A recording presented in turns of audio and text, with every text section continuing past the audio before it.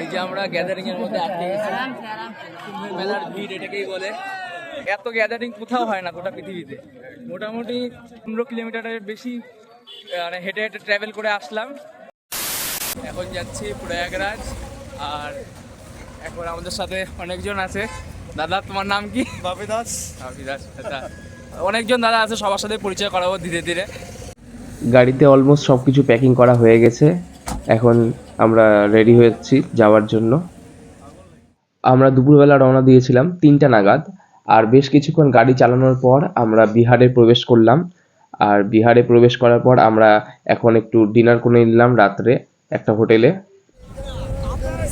রাস্তায় অনেক জ্যাম ছিল, কিন্তু দাদা এত ভালো গাড়ি চালাইছে যে সবাইকে ওভারটেক করে একদম আমরা আগে, একদম ফার্স্টে যাচ্ছি। মানে বাকি গাড়িগুলো সব পিছনেই পড়ে আছে একদম। আচ্ছা দিচ্ছে।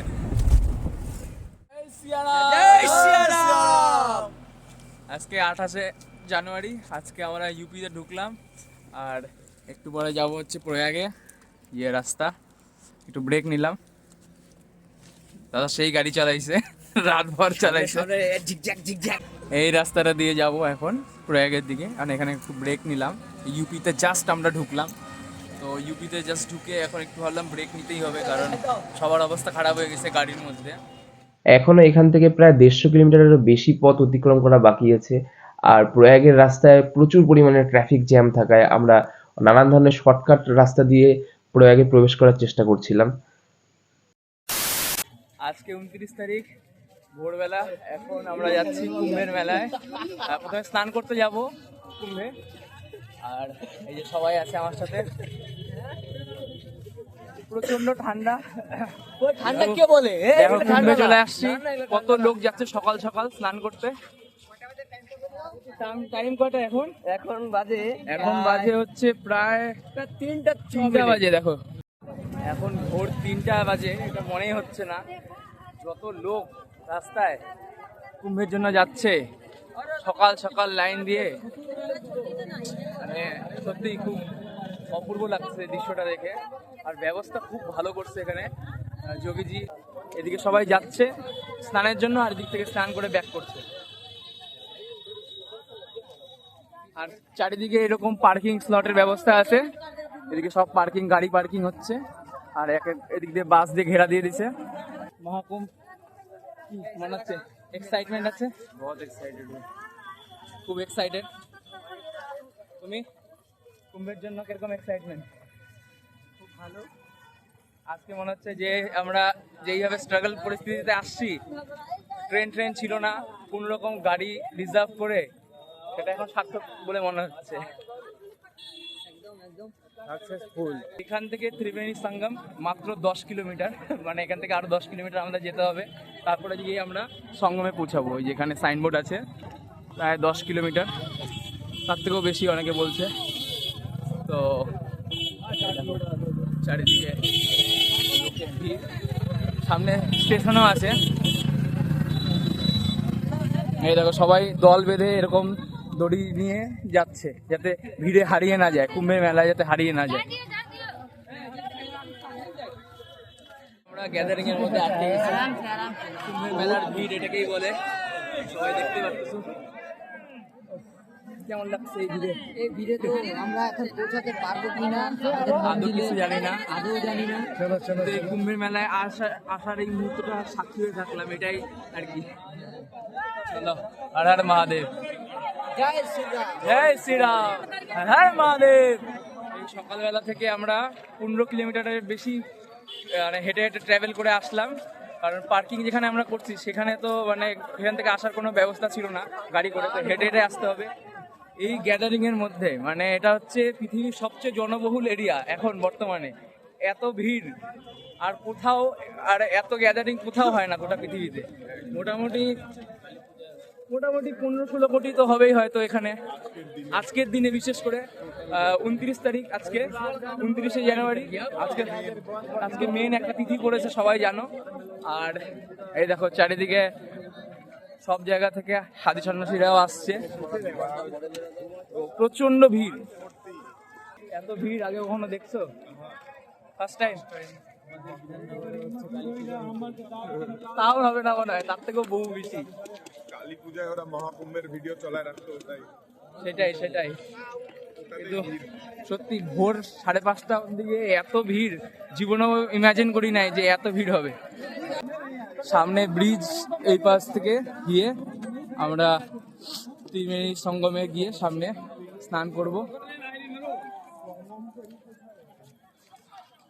আমরা এখন সঙ্গমটাই খুঁজছি, ত্রিবেণীর সঙ্গমটা দিকে কিলোমিটার হাঁটতে হবে মনে হচ্ছে আরো 2 কিলোমিটার হাঁটতে হবে। দেখি তারপরে আবার ওই পারে হতে হবে, তো ওই পারে না ওটা নিচ দিয়ে আছে। এরপর আমরা কোটি কোটি মানুষের ভিড়ের মাঝখান দিয়ে গিয়ে ত্রিবেণী সঙ্গমে প্রবেশ করি, যেখানে গঙ্গা, যমুনা আর সরস্বতীর মিলন ঘটেছে। আর এখানে মৌনী অমাবস্যার দিন স্নানটা খুবই গুরুত্বপূর্ণ স্নান বলা হয়। তো এই দিন আমরা স্নানটা সেরে নিই।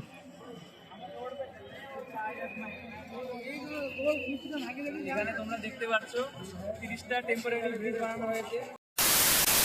ফাইনালি আমাদের স্নান হয়ে গেছে, মানে আজকে 29 তারিখ। আজকে তিথিটা খুবই স্পেশাল ছিল, আর আজকে প্রচণ্ড পরিমাণে ভিড় ছিল। মানে মানুষের ভিড়ে মানে কত মানুষ যে পদপিষ্ট হয়ে মারা গিয়েছে, তার সত্ত্বেও মানে আমরা যে স্নান করতে পেরেছি ত্রিবেণী সঙ্গমে, যেখানে গঙ্গা, যমুনা, সরস্বতী মিলন স্থান, মানে সত্যি নিজেকে খুবই ভাগ্যবান বলে মনে হচ্ছে। সবটাই মহাদেবের কৃপায়। আর খুব কঠিন ছিল, মানে এতটা ইজি ছিল না যতটা আর কি।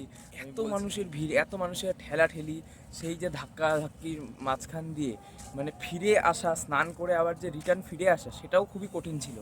কিন্তু যাই হোক, সব শেষে বলবো মহাদেবের কৃপায় মানে সবটা করতে পেরেছি। স্নানটা সেরে তারপরে আবার ত্রিবেণী সঙ্গম থেকে ফিরে এসে প্রায় আজকে 30 কিলোমিটারেরও বেশি মানে হেঁটে চলা হয়েছে। কারণ আমাদের তো 15 কিলোমিটারের মানে আগে পার্কিংই ছিল না, যেখান থেকে আর কি মানে আমরা মেলায় প্রবেশ করব। তো সেদিক থেকে দেখতে গেলে, সব দিক থেকে দেখতে গেলে আজকে অনেকটা হাঁটা হয়েছে, আর প্রচুর পরিমাণে পরিশ্রম হয়েছে মানুষের ভিড়ে, ঠেলাঠেলিতে। আর এই দেখো এখন রাত প্রায় 12:30, আর এখনও এই দেখো সবাই খিচুড়ি প্রসাদ পাচ্ছে। নানান ধরনের এখানে প্রসাদের ব্যবস্থা আছে। এই যে এখানে একটা টেন্ট আছে, সামনে ওখানে একটা টেন্ট আছে, ওখানেও মানে প্রচুর পরিমাণে মানুষ আছে যারা মানে এখানেই রাত কাটাবে আজকে পুরো রাতটা। আর প্রসাদের ভান্ডারা চলছে সারা রাত জুড়ে। এই প্রসাদে আছে দেখো খিচুড়ি আছে, এই খিচুড়ি প্রসাদ একটু আগে আমি পেলাম। আর এখানে সবাই থালা নিয়ে গিয়ে করে এখান খিচুড়ি প্রসাদ পাবে। আর এখন রাত 12:30, তা সত্ত্বেও মানে সবাই এখনও প্রসাদ পাচ্ছে, সব কিছু পাচ্ছে। সত্যি মানে এত রাত হয়ে গেছে মনে হচ্ছে না। কুম্ভে এটাই হচ্ছে কুম্ভের অভিজ্ঞতা। কুম্ভে আসলে তোমরা এত অভিজ্ঞতা সঙ্গে নিয়ে যাবে। আর এটা তো 144 বছরে একবার হওয়া একটা অভিজ্ঞতার মধ্যে মানে সব থেকে স্পেশাল জিনিসটা হচ্ছে খুব কমজন মানুষই আছে যারা হয়তো এই সময় এই জিনিসটাকে এক্সপিরিয়েন্স করতে পারে। তো তার মধ্যে একজন হতে পারে, সত্যি খুব ভালো লাগছে। নানান ধরনের ব্যবস্থা এখানে করা হয়েছে। দেখলে এখানে দেখবে তোমার ফায়ার ব্রিগেড আছে, অ্যাম্বুলেন্স আছে, পুলিশ ব্যবস্থা আছে, প্রশাসন আছে। তো উত্তরপ্রদেশে সরকার খুব ভালো একটা মানে আয়োজন করেছে বলা যায়, কারণ এতজন মানুষকে এইভাবে মানে সামলানো সত্যি খুব একটা ইজি না। কিন্তু তার সত্ত্বেও যেইভাবে আর কি মানুষ আসছে, দর্শন করছে, কুম্ভে স্নান করছে, আর এই মেলার অভিজ্ঞতা নিয়ে যাচ্ছে সাথে, সত্যি এটা খুব একটা দারুণ ব্যাপার।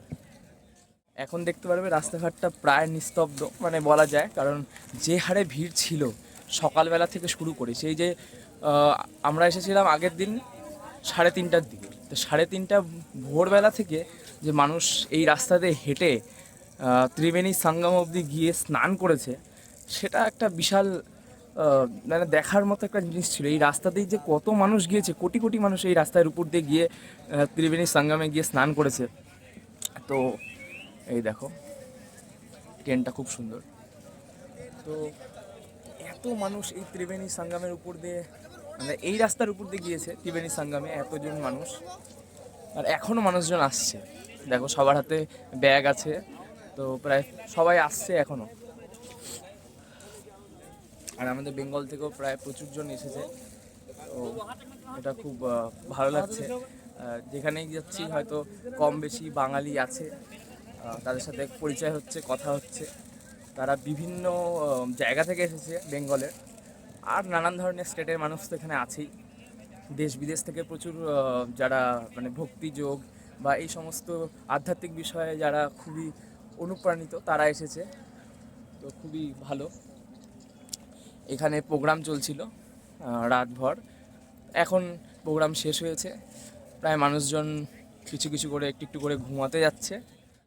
দেখো এত রাতেও এখানে এখন বড় পদযাত্রা চলছে, নানান ধরনের আখাড়ার সাধু সন্ন্যাসীরা এখানে আছেন। ভিডিওটি ভালো লাগলে অবশ্যই লাইক কমেন্ট শেয়ার করবে, আর তোমরা যদি কখনো কুম্ভে গিয়ে থাকো তাহলে তোমাদের অভিজ্ঞতাটা অবশ্যই কমেন্ট সেকশনে জানাবে। সবাই খুব ভালো থেকো, সুস্থ থেকো। দেখা হচ্ছে একটি পরের ব্লগে একটি নতুন অভিজ্ঞতার সাথে, একটি নতুন যাত্রার মধ্যে। परब्रह्म चतुर्वेदी गुरुपति सोमयाजय सुमन कुमार आपकी प्रतीक्षा कर रहे हैं।